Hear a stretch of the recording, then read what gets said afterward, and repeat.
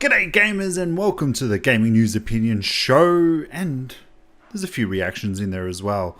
And in today's show we're going to cover off the latest Battlefront II controversy over at EA, Assassin's Creed Origins and their DLC plan, and Oculus is bringing out something a bit lighter. And don't forget guys, if you've already made up your opinions and reactions to this, put that down in the comments section down below. But until then, let's hear mine. Mikeey Gaming. That's right gamers, I'm back. Wasn't feeling too good over the last couple of days, I apologise, but you know what, I had a couple of beers and got right back to business and I'm feeling great today. So today's Gaming News Opinions, the show where I go around the internet and grab bits of information from all the websites out there and then I deliver it here to you. And then I tell you my reaction and opinion about it. If you go on to like today's video, don't forget to give it a thumbs up, mate. And share and subscribe with all your buddies out there, because they might be mad about gaming like you and me. So, as I said in the intro today, we are going to be talking about Star Wars Battlefront II, because there was the beta over the weekend. It did get extended, and now we've got the open beta coming out this weekend. So, what is happening is, look, careful what you ask for. That's all I'm going to say about this. So basically, over on VG247, they've done a bit of a expose, and they're sort of like saying, let's not mince words, Star Wars Battlefront 2 loot boxes are pay to win. And from reading what I have been on here, it does seem like that. Trust EA to fuck this up, seriously. You got games like Overwatch, Counter-Strike that are just doing this perfectly with skins and, you know, everything just being done right. And then EA come along and they just blow it out of the water. So in the whole thing that they've been talking about on here, they're talking about the loot boxes and the card system. Now they do go pretty much in depth into this, but a lot of the things that you can unlock in this do seem to be game changing. Pay to win has been a problem for so long, and I just remember when EA came out and they were sort of saying all the DLC is going to be free, there's not going to be any DLC, we're just going to be continually bringing out this, heroes, maps, everything. And I thought, they must have learnt from the first one that obviously they stuffed up, because I myself bought the Ultimate Edition that it was, that's what they called it. And you know what, I didn't play half of it because it got to the point where I just got, you know, bored of the whole thing. Then I wasn't too excited about a new map coming out.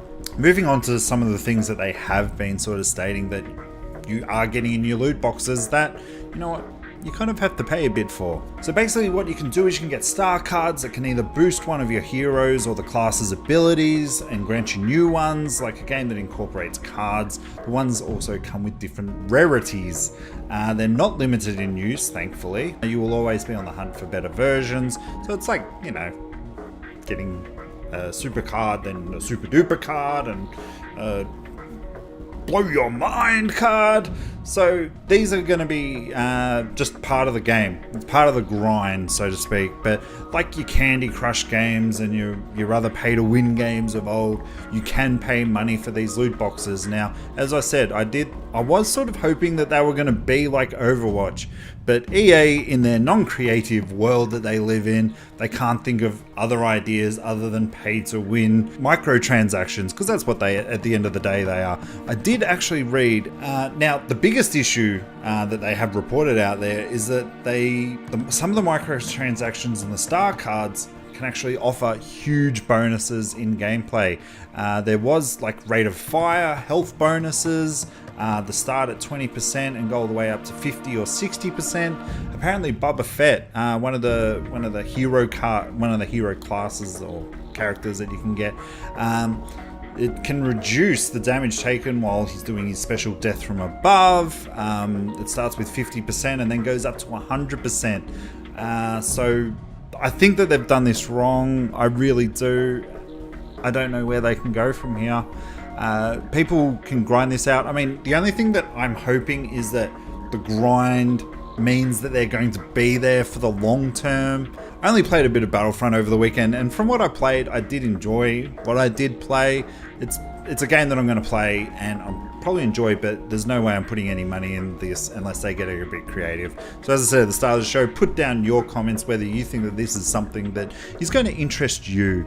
And while we're kind of on the topic of, DLC, Assassin's Creed Origins came out the other day. Yes, I know it's been out for a couple of days, but I have been sick, and they came out with all their post-launch content. Now, Season Pass owners, you're going to get, from day one in November, you're going to get the Roman Centurion pack and the Horus pack. I'm sure that's not how you say it. In January, the first bit of story DLC is going to be come out called The Hidden Ones. And then in March, you're going to be getting The Curse of the Pharaohs. But also, there's not just paid DLC. They are going to be bringing out free DLC, which is the first. I don't think they've actually previously done this.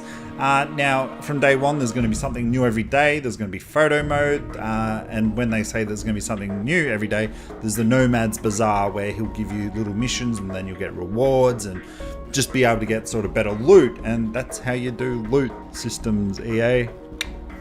Coming out then later, I think just before the end of the year, there's going to be the Trial of the Gods, which is obviously something to keep you going in, and that they'll be done regularly, so that's a good thing. And then sort of next year there'll be the Tour Discovery, which we talk about over on the Gamer Nation podcast, and Horde mode, so very much just a continual thing. So if that's your kind of thing, this does sound really good. Even if you don't get the season pass, there's going to be something bringing you back, hopefully into next year. I'm really looking forward to this game. I can't wait for it. I've taken a week off for it, so just bring it on, bitch. Quick news! And in the last bit of news today, Oculus has announced the Oculus Go, which is very much a light version of the Oculus Rift. Now, this actually looks really sexy, and I'm obviously surrounded by it at the moment because that's all they've really shown. It's going to be retailing as of next year at $199 US. No words on Australia or anything like that. It's going to have a 3.5mm headphone jack. Doesn't look like there's any cables around here or anything of this thing. So this is sort of probably what they originally envisioned VR to be. It's probably more along the lines of what PlayStation 4 was trying to do with theirs, but obviously there's a lot of wires. I'm sure there's going to be wires with this, but I haven't seen any yet. I'm pretty excited about this one. But guys, thank you so much, and don't forget, put your comments down below. Enjoy the games you're playing, and I will see you tomorrow, whether it be news reactions or gameplay. Bye guys.